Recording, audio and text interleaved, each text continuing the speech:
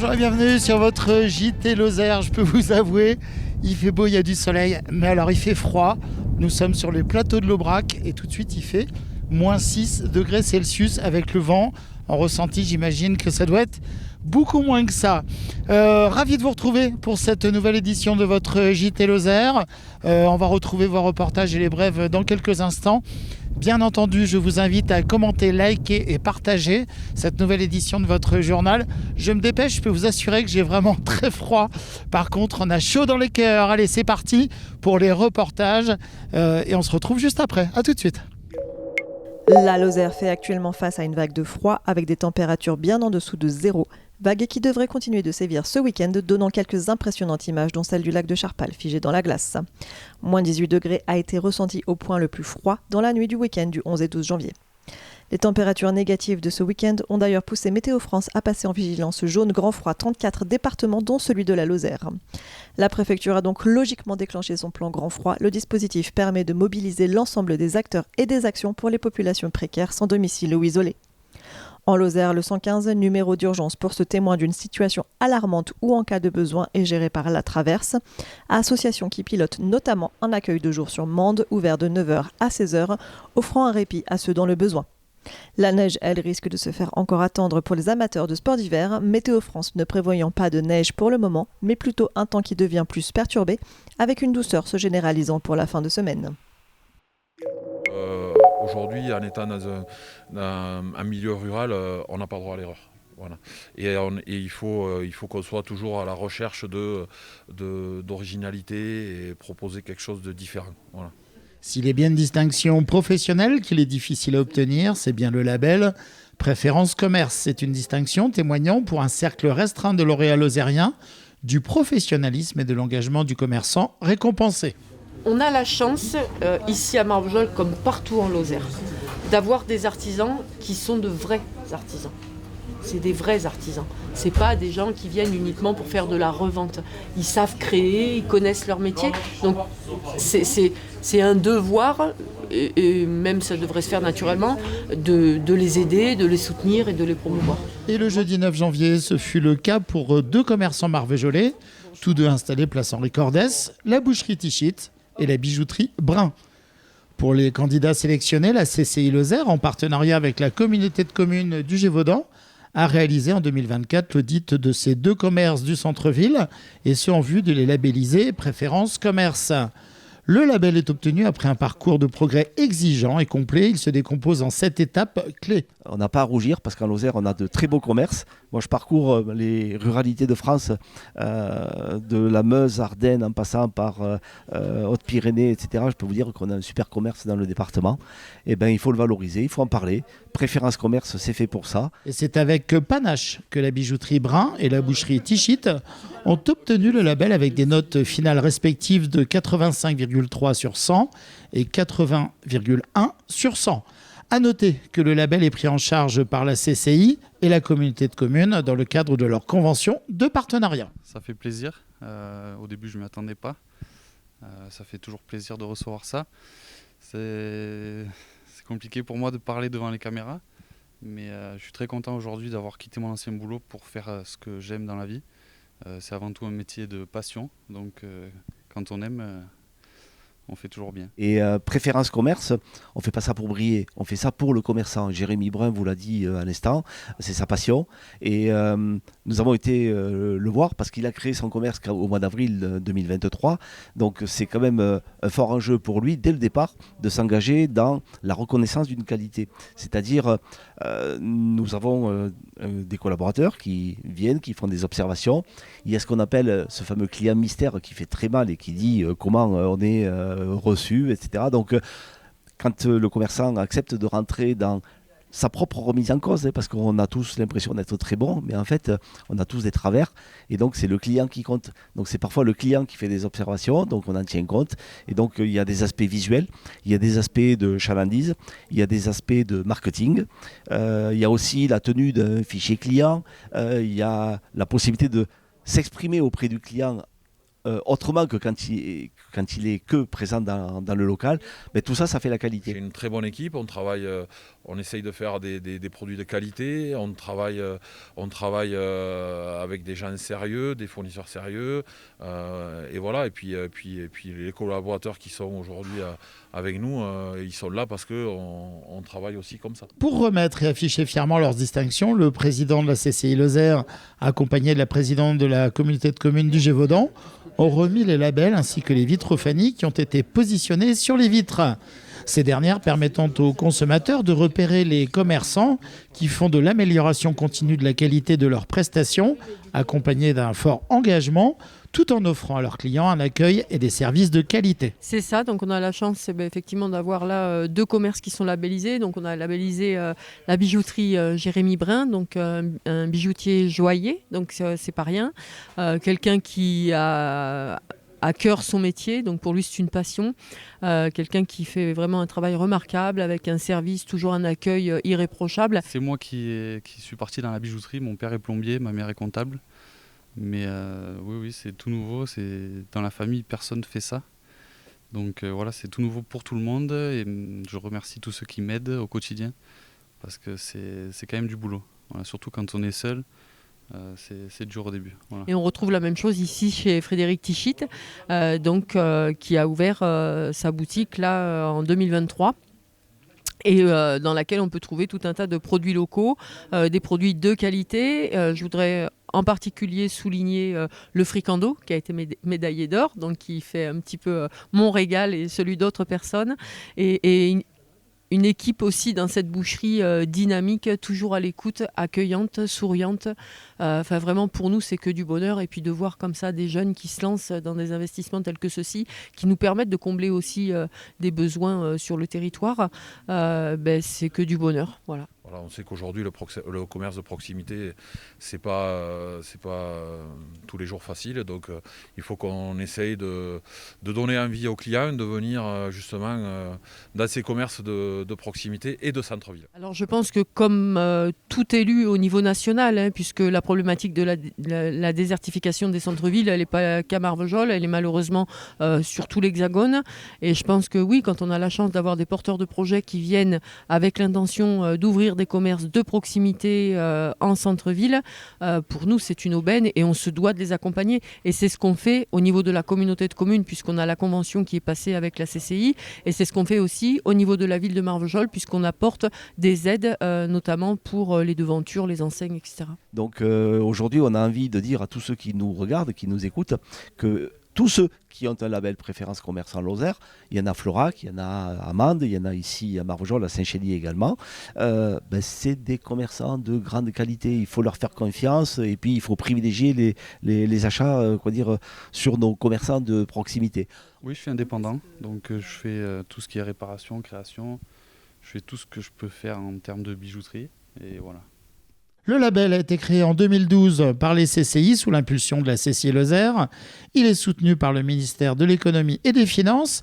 Il compte moins d'une trentaine de commerçants, tous secteurs d'activité, situés en centre-ville ou centre-bourg en Lozère.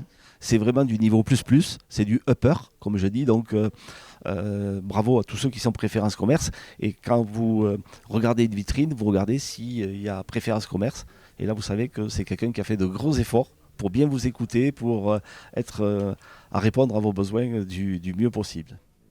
Je suis agriculteur, voilà. Donc je connais très bien le milieu agricole. Je travaille avec des amis, on achète toutes les bêtes en ferme, voilà. Toutes nos génisses proviennent d'environ 40 km à vol d'oiseau de la boutique. On est abatteur sur Entrenas, donc toute cette partie-là, on la maîtrise plutôt bien. Voilà. Et j'ai la chance de travailler avec des agriculteurs et des amis qui aujourd'hui aussi ont des problématiques et qui jouent le jeu de m'engraisser des bêtes et de pouvoir proposer de la viande à nos clients, une viande haut de gamme. Voilà. En février se déroulera la 2e édition du Twing Raid. Un équipage lozérien à bord d'une Twingo portant le numéro 82 s'élancera en direction du Maroc avec des objectifs humanitaires et solidaires, et surtout pour accomplir un rêve, celui de parcourir les paysages majestueux du Sahara à la rencontre des enfants du désert. Les choses sérieuses se profilent pour le couple Bonicel. Après quelques essais enneigés sur Charpal le jour de Noël, le week-end de l'Épiphanie, ça ne s'invente pas. En allant faire vos courses, vous ne pouviez manquer la Twingo. Elle était stationnée devant l'accès Hyper-Ucœur-Lozère. Et pour cause, l'équipe composée de Mamie Mounette et de Papy Bobo était venue présenter aux Lozériens leur Dreamgo, l'affectueux surnom de leur voiture de rêve, qui va les conduire durant une dizaine de jours à travers le Maroc. Ce projet est un cadeau offert par leurs enfants lors du Noël 2023. Il a été rendu possible par leur famille, bien sûr, épaulé techniquement par l'équipe du garage Bonicel, mobilisée sous l'impulsion de Romain, lui aussi pilote automobile. Il est propriétaire du garage qui arbore fièrement le nom de la famille. Il est situé à Banassac. 257 équipes seront au départ et c'est avec fierté que nos mal-aînés, l'unique équipage lozérien, va s'aligner le 25 février pour un périple de 4000 km avec l'objectif non seulement de terminer cette deuxième édition de la Twingo Raid, mais au-delà du défi mécanique, le plus pour nos enseignants retraités serait d'aller à la rencontre de leurs homologues dans les villages reculés, ceux-là même qui avaient été touchés par des catastrophes naturelles, dont le séisme de 2023 et dont les traces sont encore bien présentes. La Twingo Raid 2025 place l'humain au cœur de l'événement et c'est précisément ce qui correspond à notre couple d'aventuriers. Bonjour à tous. Pour commencer, le Conseil municipal des jeunes vous souhaite une excellente année, pleine de santé et de bonheur. Avec la nouvelle année se présente un défi incontournable pour les élus lozériens, celui de proposer la présentation des vœux lors d'une soirée qui se veut conviviale, sans occulter les remerciements très nombreux, l'état des lieux, le bilan et les perspectives qui sont en passe d'être réalisées. Nous ferons le tour de 3 cérémonies de vœux à la population, en Aubrac à Nasbinal, puis à Mende. Ensuite, nous prendrons la direction de Marvejols, où le jeudi 9 janvier dernier se sont déroulés les vœux très attendus du nouveau président du conseil départemental.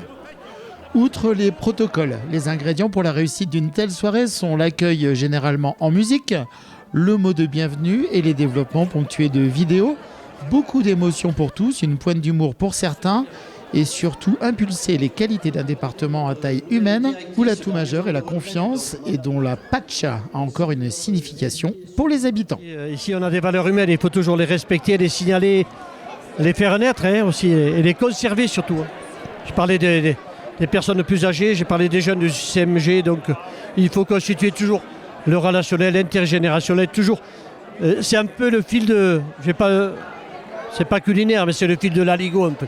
Cet aligot, c'est le fil de l'amitié et on doit le continuer.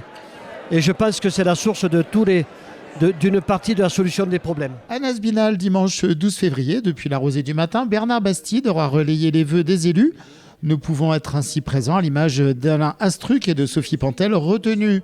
Il aura loué la grande qualité du conseil municipal engagé sans faille pour la réussite et le bien vivre dans la commune.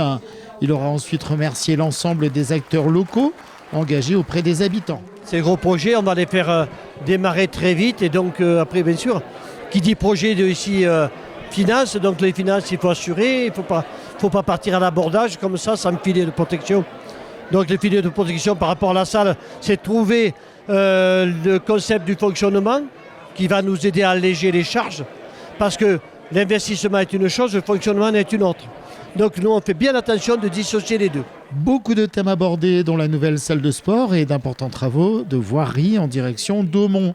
Il se sera attaché à saluer l'arrivée de la nouvelle directrice de la maison de retraite, du bien-être des commerçants, mais également, monsieur le maire, a un regard sur l'avenir et la relève avec le conseil municipal des jeunes élus. Cette expérience a été extrêmement enrichissante pour nous. Elle nous a permis de grandir et de mieux comprendre notre rôle dans la communauté et de contribuer activement à la vie de notre village. Nous espérons que d'autres jeunes auront à leur tour l'envie et la motivation de s'impliquer. Leur comportement nous enrichit aussi. Vous voyez ce qu'a dit Emma tout à l'heure. Bon, c'était bien écrit. Hein. Ça veut dire que la concorde républicaine est là. À nous de continuer inlassablement et dans la plus grande simplicité. C'est important la simplicité. L'humilité est importante. De tisser cette grande et belle toile de l'amitié et de l'amour. Je vous souhaite, au nom de toute l'équipe municipale, tous mes vœux les plus sincères pour cette nouvelle année et également une belle journée sous le signe du partage et de l'amitié. Je vous remercie de votre attention. Si pour Bernard Bastide, l'exercice était rodé la veille à Mende, c'est en douceur, avec les notes de la violoniste Laure Chapler, que la population était conviée à la halle Saint-Jean par Madame Régine Bourgade, récemment élue maire de la ville-préfecture, suite au départ de Laurencio pour présider au département. Pour Régine Bourgade, l'exercice a quant à lui été empreint d'une émotion partagée. En effet, l'élu est au service des Mandois depuis 4 décennies au moins. On aborde déjà avec beaucoup d'optimisme, parce que je crois que c'est ce qu'il faut garder, c'est l'optimisme. C'est aussi faire en sorte de prévoir l'avenir et pas tomber dans la morosité. Et pour ça, il faut être tout simplement très proche des gens, le leur dire, et puis faire en sorte de le prouver qu'on est proche d'eux et d'être comme on l'est au quotidien. Beaucoup de projets sont programmés pour la ville qui continue son embellissement, notamment. Alors en termes de travaux, le gros projet, c'est l'aménagement de la place Charles de Gaulle. Il y aura un grand rendez-vous autour de Henri Bourillon dans le courant du mois d'avril. Suite donc la sortie d'un livre et puis plusieurs manifestations autour. La culture ne sera pas oubliée avec la programmation. Il y aura du sport, il y aura une année assez chargée. Un point commun pour tous les élus, le succès des Jeux Olympiques et Paralympiques de Paris 2024 et l'élan des Lozériens pour les sports, dont les intervenants auront tous marqué leur attachement à ces disciplines. Outre les discours, des films auront présenté diverses actions engagées par les municipalités. Pour Mende, les associations de skateboard et de roller étaient à l'honneur notamment. Bien sûr, tout le monde est impliqué. Les élus, ils sont là, il y en a une grande majorité. Les services municipaux et communautaires qui sont également à l'œuvre tous les jours. Et puis alors les bénévoles qu'on appelle très souvent, soit les associations, soit le comité des fêtes qui, pour ce soir, est à l'œuvre pour le buffet qui va suivre. Direction à présent les bords de la Colagne à Marvejols, où pour le président du département, la soirée a débuté avec l'accueil lui aussi musical avec la formation locale, l'étoile marvejolaise. Des moments d'émotion aussi avec les petits chanteurs de l'école Marie-Rivier de Chanac. J'avais un peu de pression, comme on dit, puisque c'était les premiers. Mais il y a des messages à faire passer à la population. Moi, je veux rester résolument optimiste. On règle des problèmes toute la journée. On va continuer à en régler demain, après-demain. Mais là, il faut surfer. Il faut dire ce qui va bien aussi. Souvent, on se martyrise trop les uns les autres. On rabâche toute la journée tout ce qui ne va pas. Et moi, là, je veux toujours... C'est ma façon de faire de la politique. Je veux toujours rester optimiste. Après une allocution de Patricia Brémond, le président du conseil départemental est monté sur scène sous des applaudissements nourris. Le protocole décliné, un nouvel air a soufflé sur ses vœux présentés par Laurencio. De la proximité appuyée avec des attaches locales et quelques bonnes phrases retraçant d'agréables moments. Parce qu'on rigole, on travaille. Mais on rigole aussi. Ce soir, j'ai décidé d'être gentil. Jacques Blanc, c'est une référence, mais Alain Bertrand, ça en était une aussi. Ah oui, oui, oui.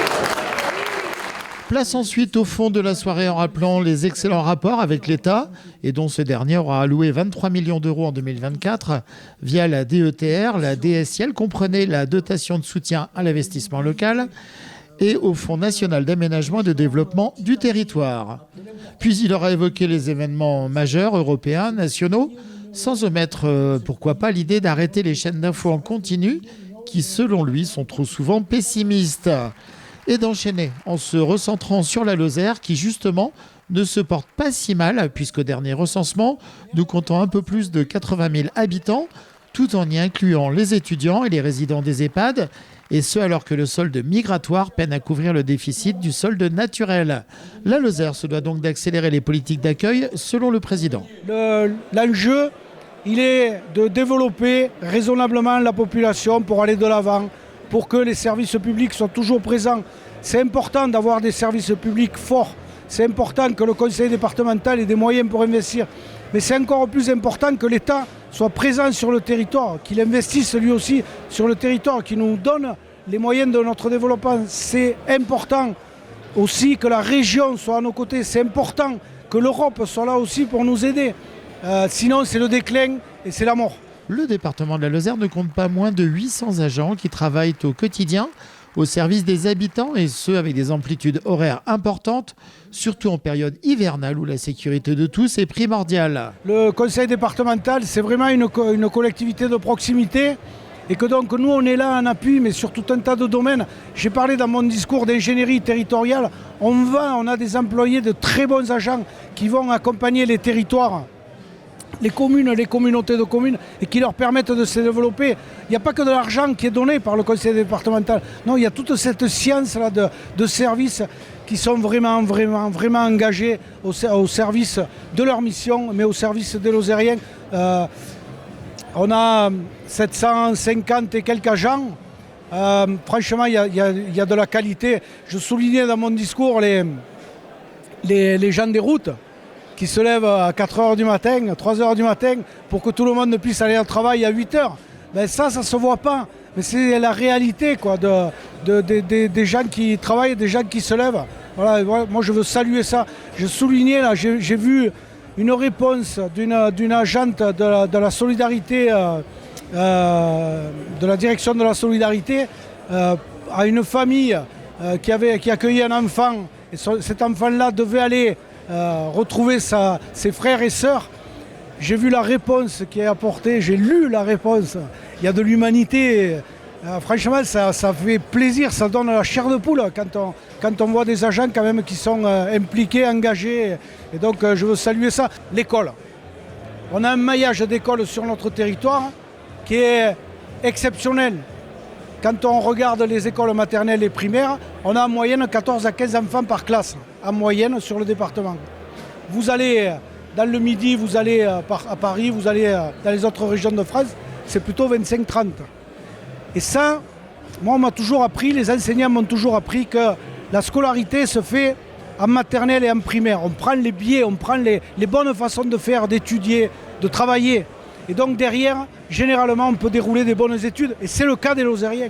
On est toujours les champions du monde en Lozère, des résultats au bac, des résultats dans toutes les épreuves techniques, les CAP, tout ça. On a toujours d'excellents Lozériens, d'ailleurs, qui réussissent très bien.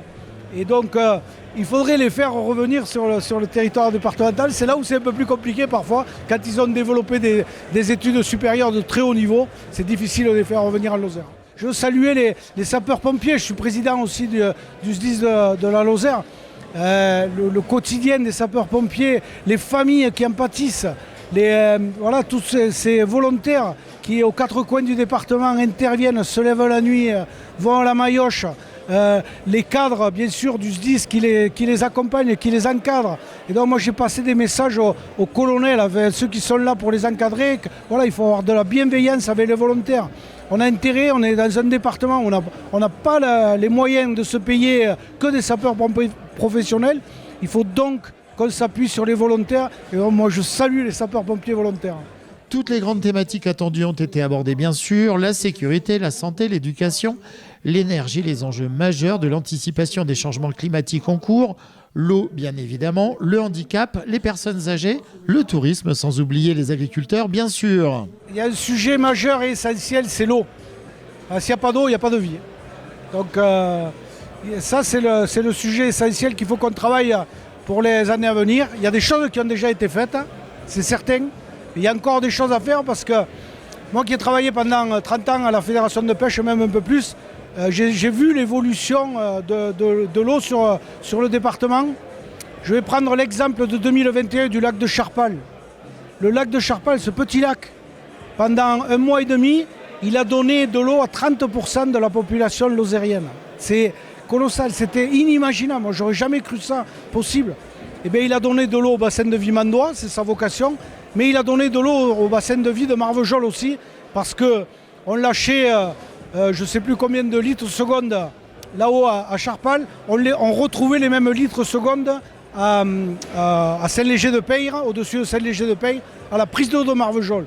S'il n'y a pas Charpal, avec le débit qui est lâché, il n'y a pas d'eau dans la Colagne, et donc les Marvejolais, le bassin de vie, n'a pas d'eau. C'est ça le vrai sujet, le vrai enjeu pour faire du développement raisonnée en Lozère. Hein. On n'aura pas des centaines, des déferlantes de dizaines de milliers, de centaines de milliers de personnes qui viendront sur le département. Laurent Ciour a remercié l'engagement de la nouvelle majorité et souligné que le budget 2025 a été adopté sans difficulté. Mais c'est important que chacun puisse voter à son âme et conscience, dire ce qu'il pense, qu'il soit de la majorité ou de l'opposition.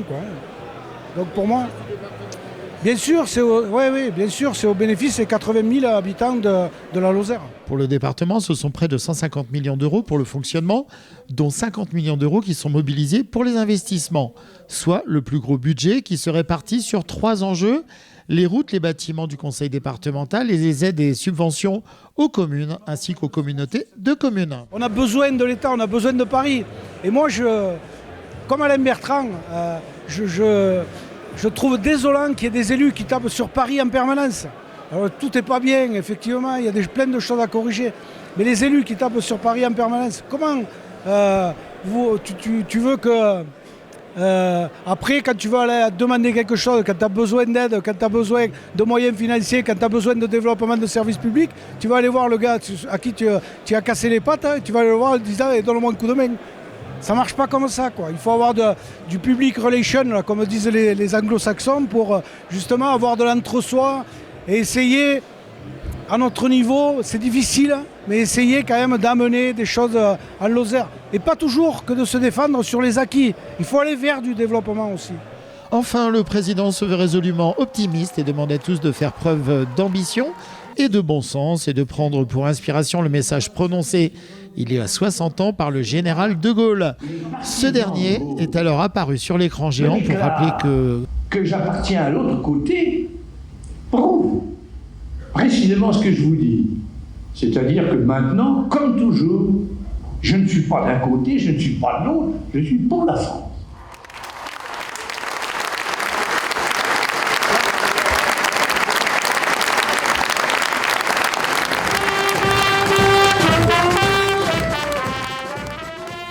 Il n'est de bonne soirée de présentation des vœux qui ne se termine sans le banquet final, cocktail, apéro dînatoire, buffet généreux et bien sûr la galette des rois pour conclure. Et voilà, nous arrivons déjà au terme de l'édition de ce JT Lozère, toujours ici sur l'Aubrac, absolument sublime, magnifique. Il fait moins 1000 degrés Celsius, je peux vous assurer. Il fait super froid, nous sommes sur les hauteurs de Nazbinal, environ à 1200 mètres d'altitude. Merci beaucoup d'avoir suivi l'édition de ce JT Lozère. Bien sûr, vous pouvez contacter la rédaction. Je suis frigorifié. Vous pouvez contacter la rédaction à l'adresse qui s'affiche ci-dessous. rédaction@kwztv-lozère.fr. On se retrouvera très vite le jeudi 30 janvier pour votre prochain JT Lozère. Je vais me mettre au chaud, promis. Prenez soin de vous. On se retrouve très vite. Passez une très belle soirée. À bientôt.